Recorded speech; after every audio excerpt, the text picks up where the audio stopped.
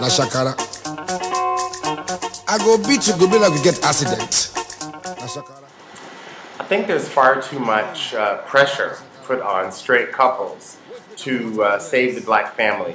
I'm going to explain this by starting by reading a response that I sent into the show that I listen to, NPR, on National Public, Tell Me More on National Public Radio, about Hampton University's summit that I think is happening right now, about the crisis season of black family.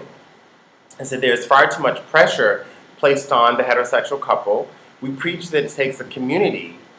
Even Hillary Clinton says it takes a village, after this so-called African proverb, to raise a child. It takes a village, takes a community to raise a child. But we place marriage on such a pedestal and even distance ourselves from other members of our families and even shield our children from being reared by other family members, including neighbors and people in the community. And this is exactly why so many Americans are fascinated with the Obamas.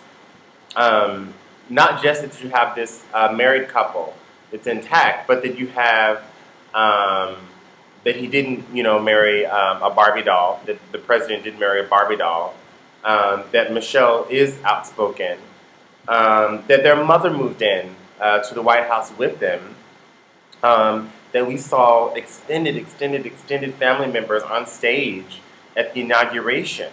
All of this, I think, has to do with our fascination with that idea of village and that idea of community.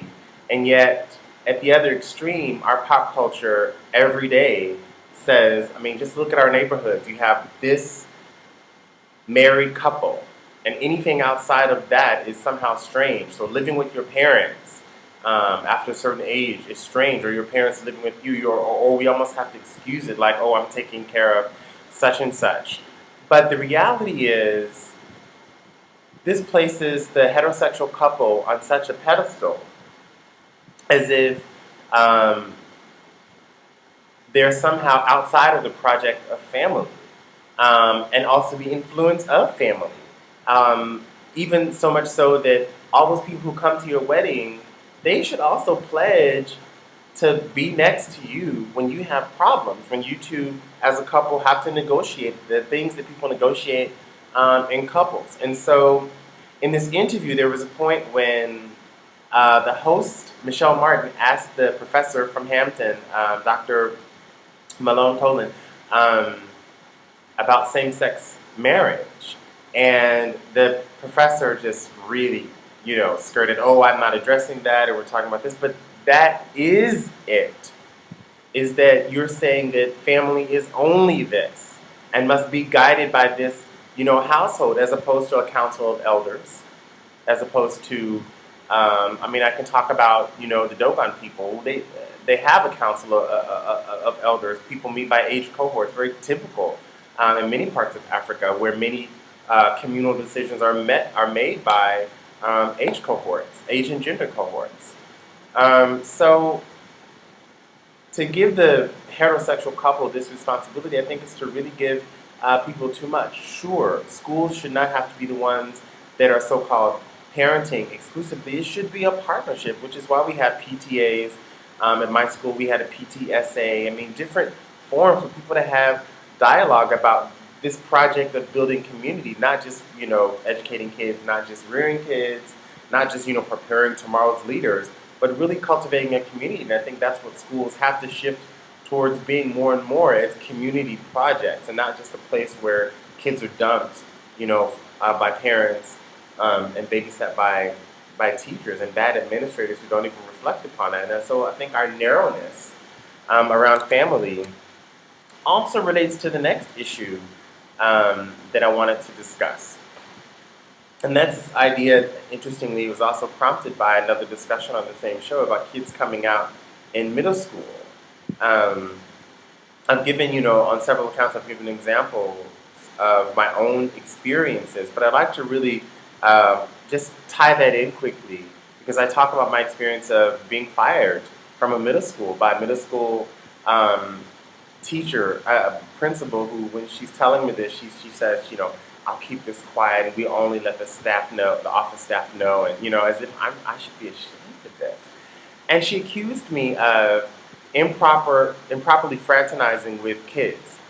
And the examples that she gave were, I talked about homosexuality in a class of I think they were 7th and 8th graders. And I was like, a kid called me a fag, and I took the opportunity to listen to the kids' views on how it feels to be outgrouped and the different ways that they know how to incorporate each other into that school space and the community space and the different ways that they do have community in and around that school, especially as we are all expatriates here.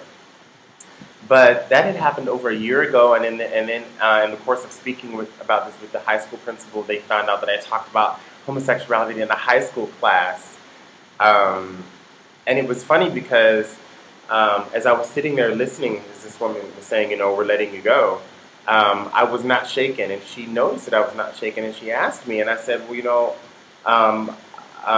this was initially prompted by my YouTube videos that had gone around the school, and she even quoted, in one of the videos, a kid wrote, called me a fag. I can't believe this thing works at a school, and I'll have him fired. And sure enough, there she was firing me. And so this is what she quoted. I mean, just making sure that I knew that I'm being fired because of what people think about my sexuality. And what really did not shake me about this situation, and this ties back to the kids coming out of middle school, is that even though I, as a queer adult, am a bit taken aback by the idea of kids coming out at 12, 13 years old, I always knew, all of us always knew. But the fact is, I always knew as well that in the Bible Belt where I grew up, it is not okay. I should not talk about it. That people, that adults who would be loving and caring in certain situations would be ignorant and abandon me if I were to say, I need help on this. And the example that I give, and why that when I was being fired, it's like, as a gay lesbian person anywhere working around a school, you cannot avoid, there will at a certain point be a conversation in the principal's office about your sexuality, and how this goes out depends on the maturity of course, the administrators and their ability to engage in dialogue. And so they demonstrated at this school that they were not able to engage in dialogue because they had years, 2-3 semesters, to approach me about talking about homosexuality in classes and kind of clarify what context these are in. And they were all very, appropriate context for these age groups. But that, of course, was never even a question because, as this report was saying, we don't talk about gay youth. And now in the 7th grade, the last time that I can remember being in a fight, one of my classmates said that I was looking at the teacher's butt. And I had to defend myself and defend my masculinity and defend the secret that wasn't really a secret in the 7th grade. And as we sat there in the principal's office and he made us confess what was the problem, and this came out, you know what he said? Nothing. And it was exactly that kind of fear in his eyes that I saw in this principal's. And I said, oh, this is that white liberal evolution, the courage. And I don't say this to mark white liberals, but I say this to say that there is we even have this idea that we are a liberal society, yet we're a very conservative one when kids are still being harassed in schools over this very issue. When we still construct family in such a narrow view, when we refuse to just open our minds to difference, we really do close ourselves off to so many things. And that's why I get back to the initial discussion about the black family. It's not just a heterosexual couple. It's these people in dialogue. Luckily, my principal called my mother. Luckily, I was in touch with, my counselor. My counselor was my friend. My grandparents, my grandmother was my rock. So any homophobia that I faced in my home was over. Quickly, we went on to growing. That's not the situation for many people in this society. Gay, lesbian people, adults, we need to stand up and we need to take back the schools for our youth. Because the straight people are too scared to even broach the topic, just like race.